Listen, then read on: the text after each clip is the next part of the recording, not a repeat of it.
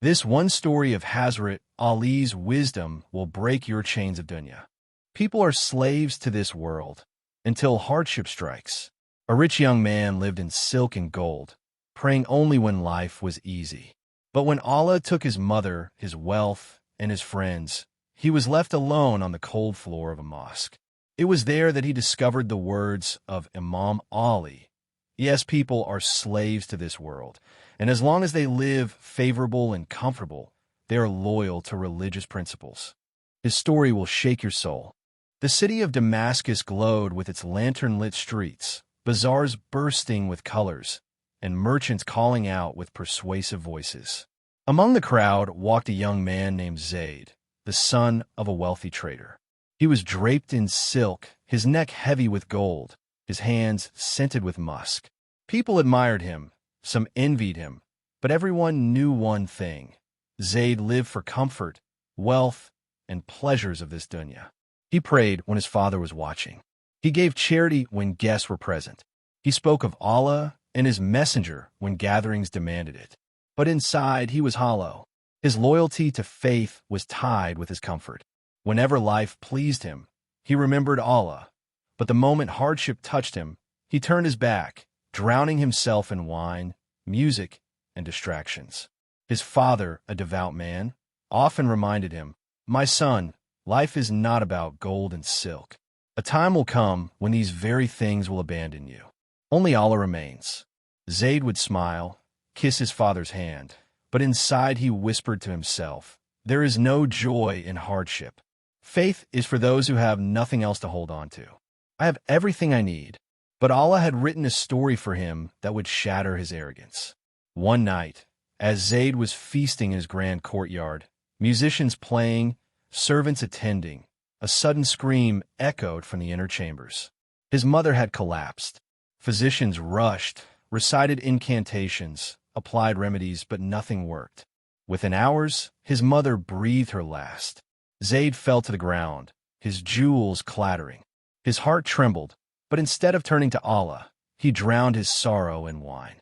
His father wept in prayer, while Zayd mocked, "If Allah was merciful, why take her away?" The following months, Zayd's wealth began to dwindle.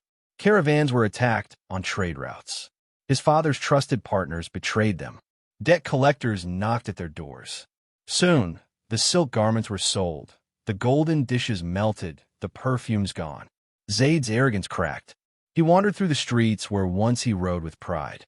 Hungry, tired, and despised, he knocked on the doors of people he once entertained. None opened. Friends vanished, companions avoided him, and even his servants fled. One night, he slept on the cold stone floor of the mosque, empty stomach growling.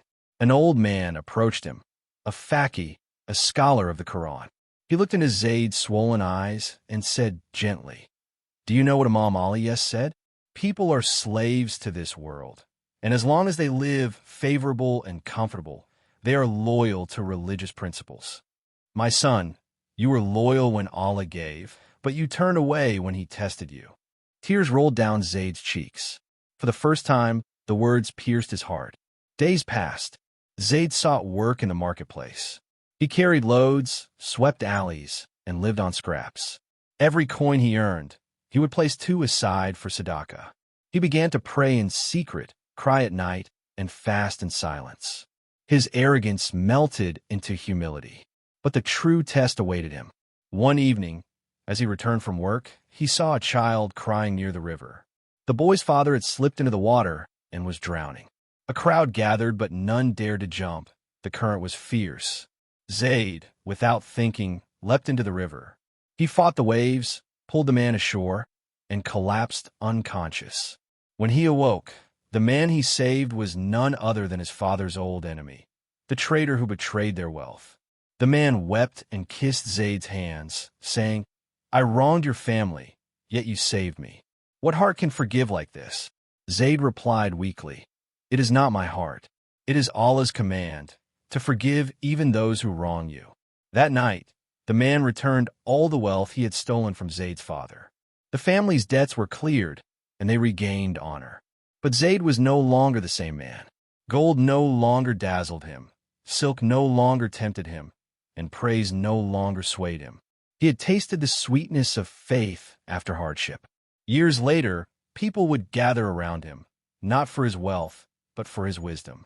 Children would sit at his feet to hear him recite the Quran. Travelers would seek his company for the light in his heart. And whenever people asked him, "What changed you, O Zayd?" he would smile and say, "I was once a slave to this world, but Allah broke my chains through hardship. I learned that true freedom is in serving him, not wealth, not comfort, not people."